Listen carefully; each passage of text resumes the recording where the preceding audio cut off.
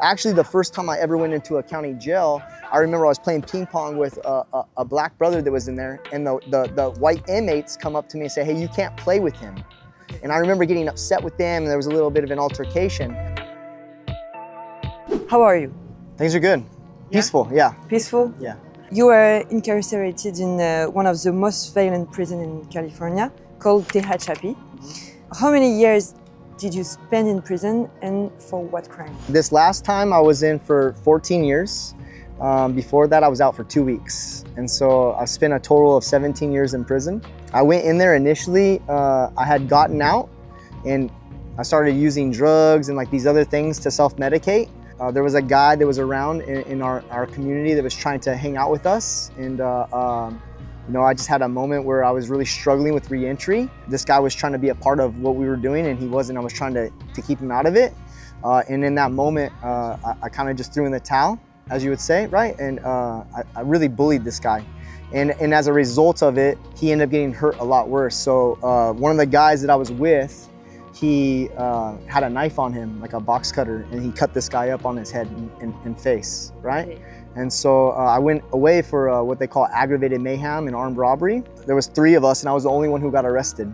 And so one guy completely, they don't know who he is and they never will, like, because I take ownership for, that was my responsibility, right? Like I knew who he was, but yeah, it was unfortunate. In Tehachapi, the prison, there is 4 levels. Yeah.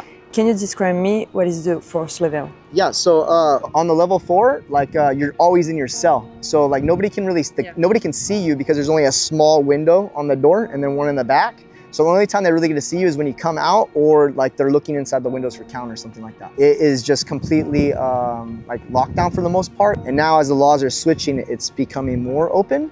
But there's so much like riots and fights and stabbings and stuff like that that like you don't get programmed.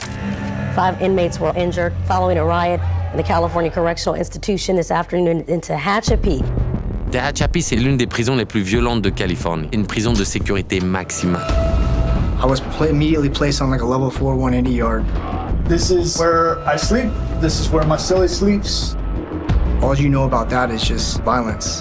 The only way to survive it is with violence. What is particular about this prison is that there are many life sentences, even through the crimes were committed by minors. Do you think prison is the best form of punishment, or we have to think about something else? I think prisons are necessary. I think there's evil in the world. And if we were in a perfect world, we wouldn't need prisons, but unfortunately that's not the case.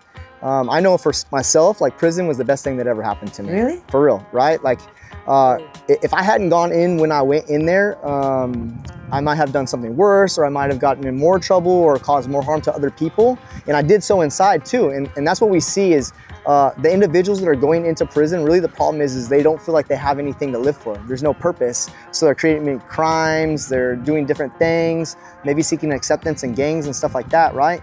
And then you go inside and that fear motivates you to do more of that. I think currently you can go into a prison and if you don't have life, you don't have to do anything. You could just stay in your cell, you could sit on your rack, and then when your time comes to go home, you go home. But are you better?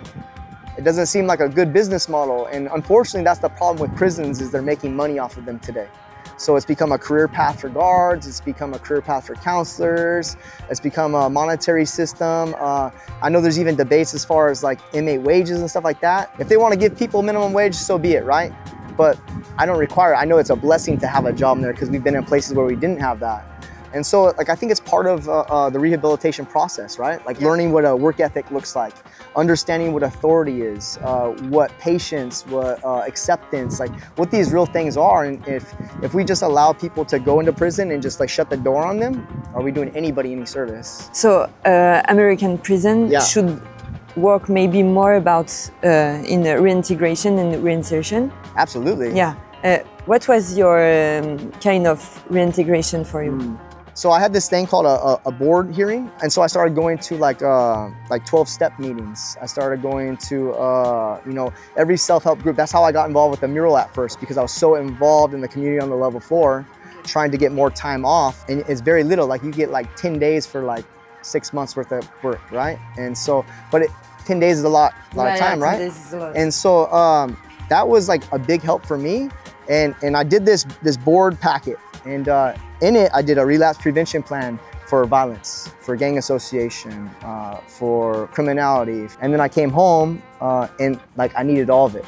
So I believe that reentry should have started earlier for me, and maybe it would have even supported me more in the community. But by the time I got released, I was so free already. I think that was the big difference, right? Is before, when I got out for the 2 weeks, my head and my heart and my spirit were still inside the prison. This time I was already on the streets and my body was just gonna catch up. So the reentry process, like, we have to take ownership of it. What I've found, because I do reentry work now with other men and women that are coming home, is that they just wait until they're out to figure it out. But if you don't do the work inside, if you can't stay off drugs and alcohol inside, if you can't separate yourself while you're inside, how are you gonna do that when you're on the outside, when there's nobody watching? Kevin, for years you were a member of a gang. Yeah. Was it a white supremacist gang or? So they claim to be, yes. Yeah. You even had the swastika cross here. Yeah. How did you get involved in this gang?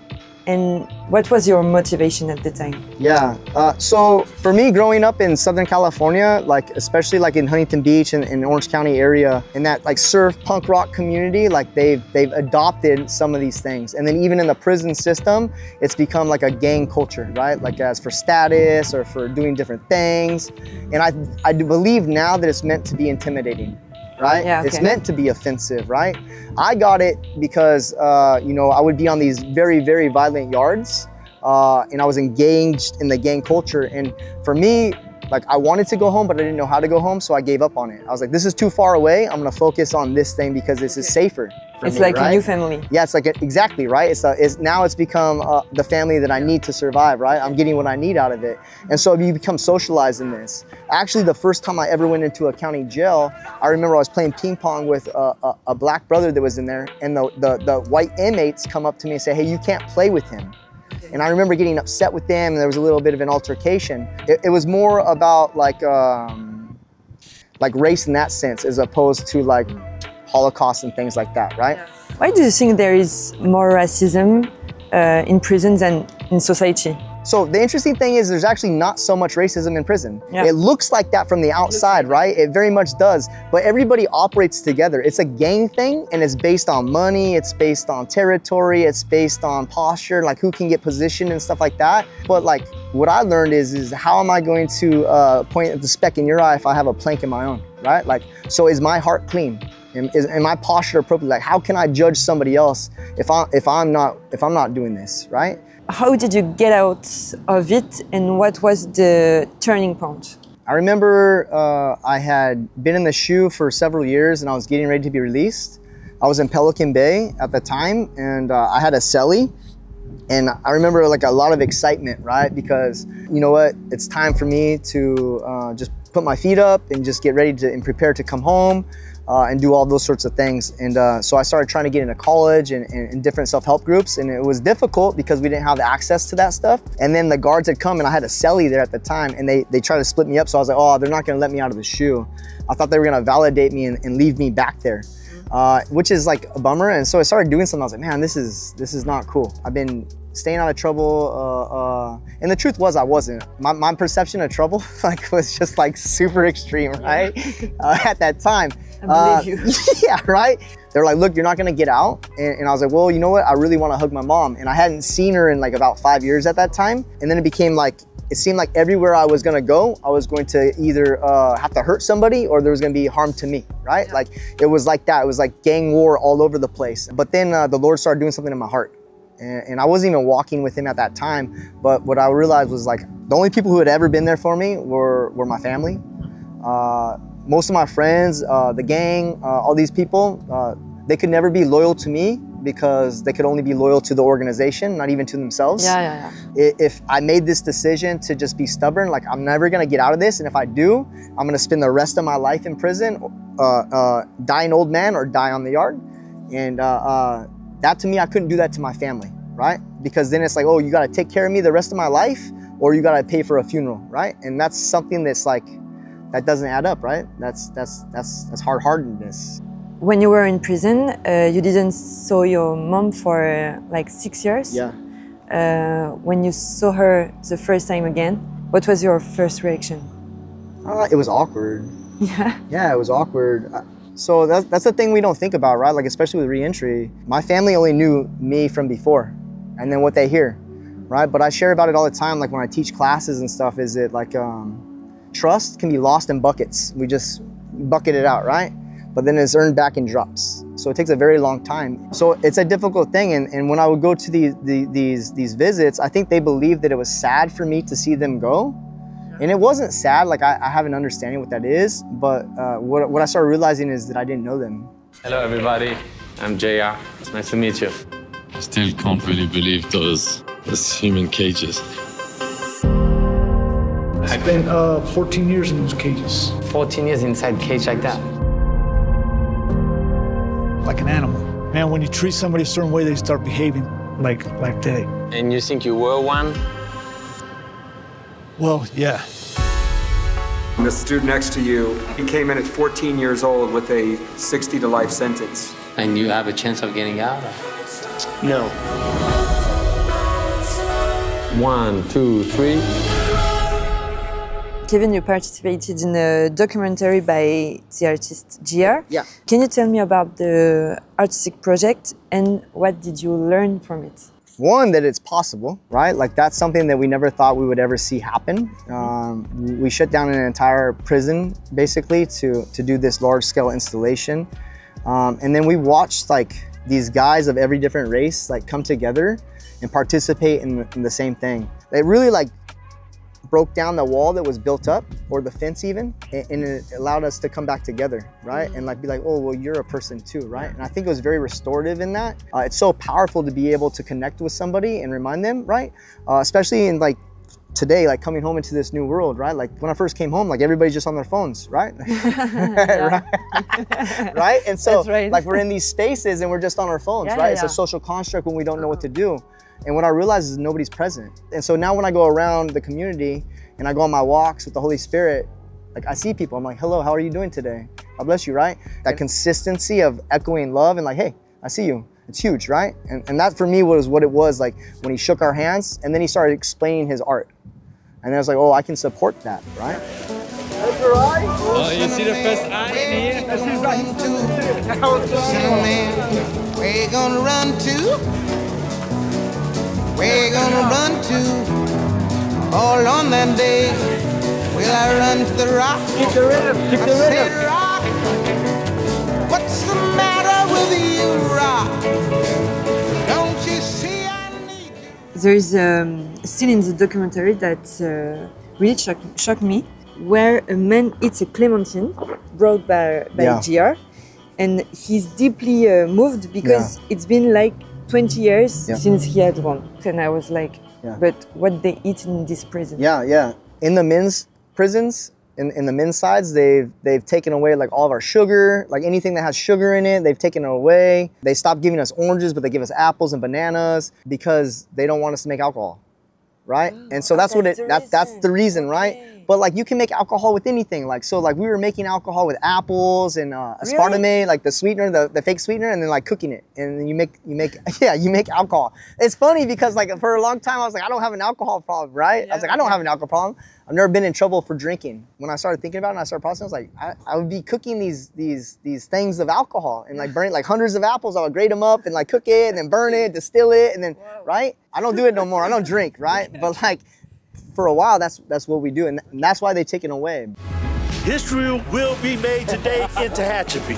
To have people believe in me motivates me so much. This is something big for me. I am proud of my son. I didn't realize it would take so long to see him again. I want to be here when my son gets his freedom, and I can hardly wait till he gets out. You have made huge impacts in our lives. I was treated like a person and not an inmate. Been in prison for 18 years, and I could never have conceived of something so extraordinary. It's not like you look at my camera, you look at the people from anywhere in the world who would see this. When you go out of the prison, did you had trouble readjusting to freedom and to this chaotic society? I think that, yes, right? I think there's a huge sense of and wave of gratitude that comes with long-term incarceration for anybody, right? Like everything's new. Like I'm just stoked to be here on this roof, right? Sitting here talking to you guys, feeling the wind blow. Like I can get stoked on something like a good apple, right? Or a good orange, be like, oh, this is amazing, right? And like, be like, oh, let me take a picture, let me send this to you. This thing was the business, right? But there were some challenges that I didn't anticipate, right? And mostly it comes with like engaging people. We were set apart for so long, and people just see that, oh, you were in prison and now you're out. But for me, it's like, there's a whole lot of work that we put into that, right? There's a lot of time spent where we were trying to understand our root factors and who we are. What's new for me today in this society's culture is that people are saying that there's multiple truths, right? And so what we find out is we come home and they're like, the sky is purple, and so I want you to agree with me that it's purple. And I'm like, well, the sky's blue and it's been blue our entire lives until it's nighttime and it's not, right? But then like there's this thing where like now you're gaslighting me, or you're doing this, or you're doing that. We're weaponizing some of this language, yeah?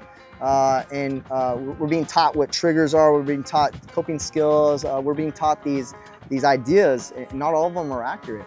And so for me, it was like I was set apart for so long that it wasn't a slow, gradual thing. And I'm like, oh, that's not for me. You discover everything in one time. at once, right? Yeah, yeah. And so like even like with family, right? Like understanding like what it is to have a phone. Like, hey, how do I cook this? What do I do? Where do I go get this? They're like, oh, just Google it. I'm like, I don't want to Google it. I'm talking to you. Like, let's have a discussion, right? Okay, yeah. Excuse me. Let's go do this, right? Yeah, yeah. And so it's just different, you know.